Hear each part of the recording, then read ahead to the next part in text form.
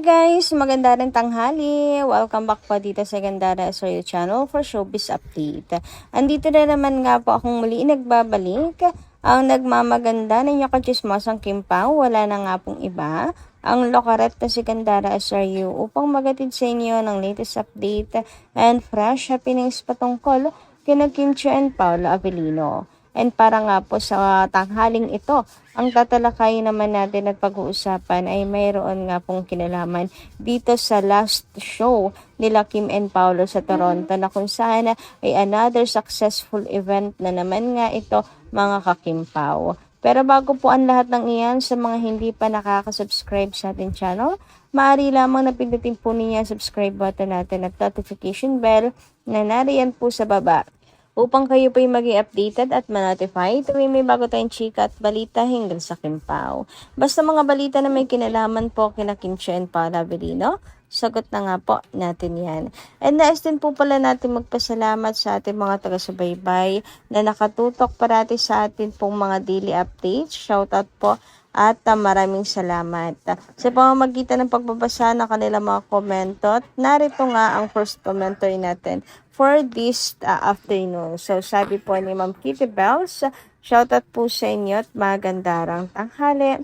Ayan, ha ha ha, kahit napanood na natin ang sayaw nyo, tawang-tawa pa rin ako. Nagbigay din ng kasiyahan sa show nila. Ang cute nga ni Pao.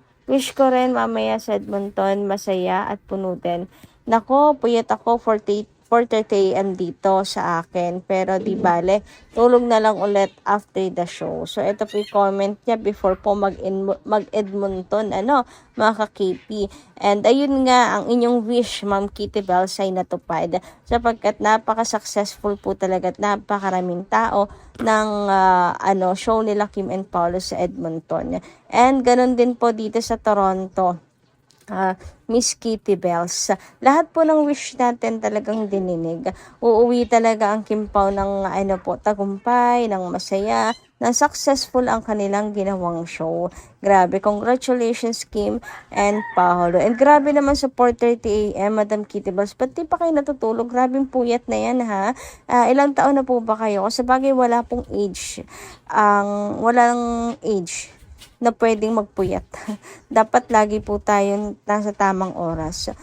Although nakakapagpapuyat din kasi minsan ako 12 na nakakatulog. Pero grabe naman yung 4:30 AM, Madam Kitty Bells. Sobra naman yun. Daig nyo pa ang night shift niyan, Miss Kitty Bells. Anyway, maraming salamat po sa inyong pagkokomento and about sa sayaw ni Paolo Avellino. Ay nako, napanood na po natin yung lahat. Pero laugh trip pa rin talaga. Nang palabas po yun sa screen sa show ng Kim Pao. Grabe, kakatawa pa rin talaga mga ka-KP. Ay, nako, hiyang-hiya si Paolo Avellino. Pero wala ka nang dapat ikahiya pa. Napanood na yan ang lahat. And kasiyahan niya ni Kimi. Wala siyang magawa eh. Anyway, sabi naman po dito ni Miss Annalyn Hiccup, Gandara, nararamdaman ko ang kilig mo. Sobra madam. Naku, lalo na ngayon.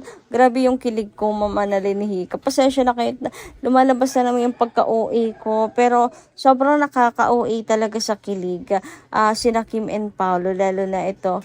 Huy, sinasabi ko na nga ba, from the best to super the best, to super duper the best, to the best of all the best.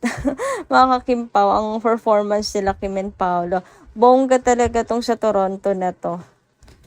Ayan, tamang-tama lang for their last show. Dapat talaga special, mga kakimpaw.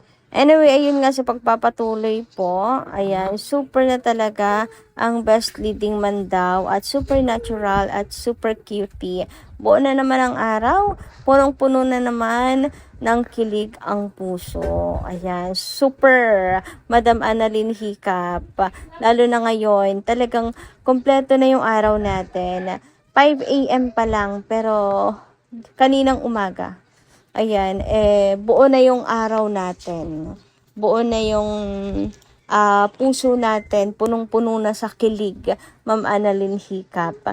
Grabe nga naman magpakilig sila Kim and Paolo. So sa Toronto, matutulog po ng kinikilig ang mga fans, ang mga dumalo doon sa show. Uy, grabe, paldong-paldo sila ha. Paldong-paldo po sila sa ayuda. Grabe, napakaswerte ng mga pumunta doon. Sulit na sulit, solve na solve sa paayuda. May bonus pang pag-amin ang Kimpaw. O ha, medyo chillax na ako ngayon. Pero wag kayong kilig ko, nasa loob. Sabi naman ni Miss Norma Dayag dito, Gandara SRU, good PM. Wow, so many ayudas to our idol. Thank you for all of this ayuda that makes us relief seniors from our present situation. Very boring na yung life namin kasi walang showtime. So, we just really on the videos and ganap of our idol. Gandara, is it true na Kimi will be out in a showtime? Nakakalungkot naman if this legit. Di na kami manonood ng showtime. Manonood na lang kami sa Jeepney TV. Just past the day and waiting for their ganap. This is the price they got for every bash. The bumper to them. Every tier a victory. God bless us all, especially to KP. So, ayan na nga mga Kimpaw. Sobrang nakaka-boring talaga mga KP, lalo na't sanay kayo na nanonood lagi ng showtime. Pero, ayan, ang dami namang ganap nila Kim and Paolo sa kanilang world tour. Yun muna, doon muna tayo magpalipas po ng ating mga oras, mga Kimpaw. Pagbalik din naman po ni Kim, papasok din po ulit siya ng showtime. Ngayon, huwag kayo masyadong nega tungkol sa showtime. Hindi ako naniniwala na isa si Kim po na matatanggal doon. So, pakalmahin nyo muna ang inyong sarili. Yung tipong wala pa namang problema, problema na kayo agad-agad. Kalma muna. Hinga ng malalim, ayan, ganyan. Huwag nyo pangunahan ng mga bagay-bagay. Kapag nandyan na, saka po kayo mag-rant, saka kayo mag-ingay, at mag-petition, mga Kimpaw.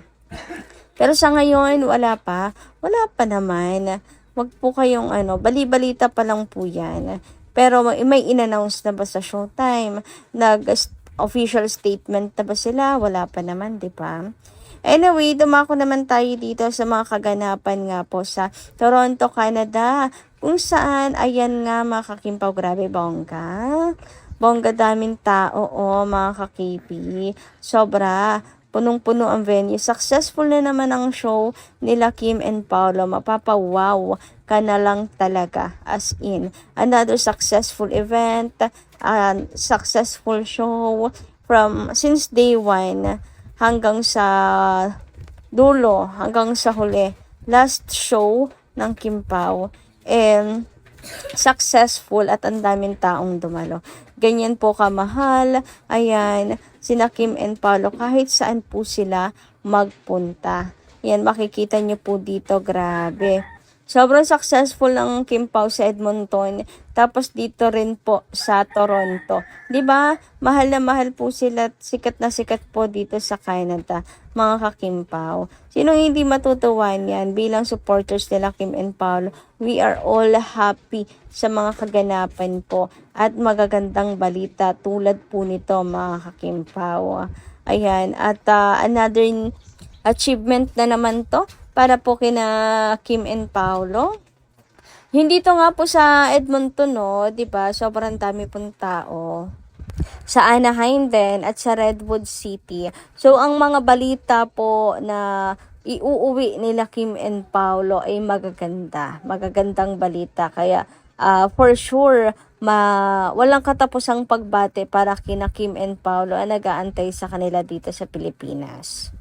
Literal na dumadagundong nga, mga kakimpaw, ang venue sapagkat grabe ang kilig ng mga tao, wala pong pagsidlan at may pagkiss pa po si Kim kay Paula Avellino. Tingnan niyo naman yung itsura ni Pau. Huy, ganyan pala kiligin ng isang Paula Avellino. Mga kakimpaw, tingnan niyo. Kilig yan siya.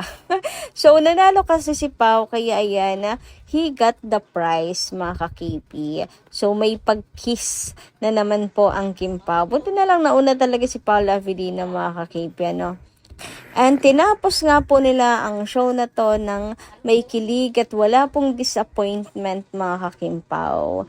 talagang satisfied ang mga viewers and meron pa po silang pag-amin dyan sa Toronto.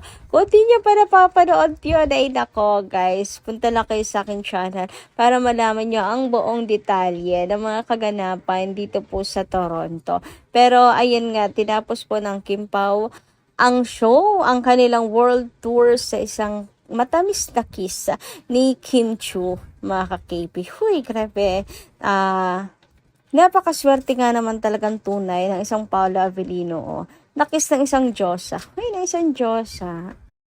And tingnan nyo naman nga ang itsura ng isang Paolo Avellino after makareceive ng isang kiss mula sa kanyang Chinita Princess, mga kakimpang. Grabe yan. Ngiting tagumpay yan siya.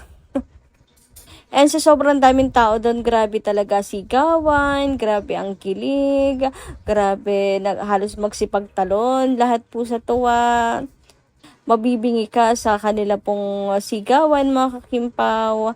Grabe, lahat sila nagbubuni sa sobra pong saya. Yan, umuwi nga po sila ng may mga ngiti sa kanilang labi, mga kakimpaw.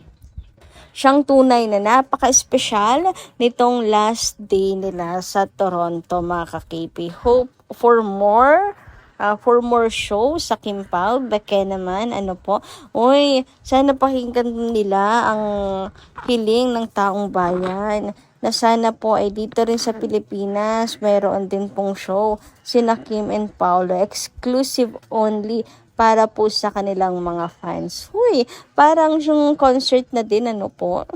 Anyway, matagal naman na pong request yun ng mga fans talaga magkaroon ng concert sina Kim and Paolo, di ba?